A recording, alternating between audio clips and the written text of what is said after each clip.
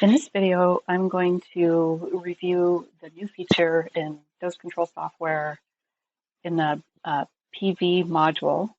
And this new feature allows you to keep multiple PV test methods active in the system at one time. So this is different than earlier versions. So first off, you need to log in with app admin privileges.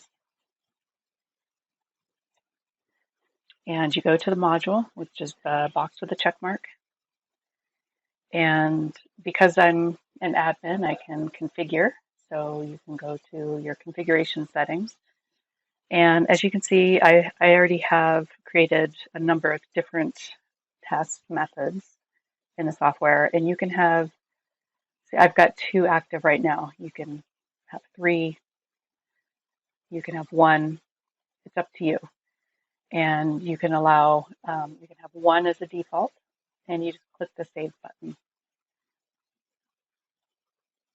So now I have 2. And the use case for this is for many people have large facilities where they have perhaps the software set up in a laboratory, and then they have the software set up on a workstation in production. And this allows you to configure one test for production with its own reference standards kit and a separate test for your lab with a completely separate photometric standards kit. That way you don't have to run around the facility searching for a single standards kit. So this just makes it more convenient for the user.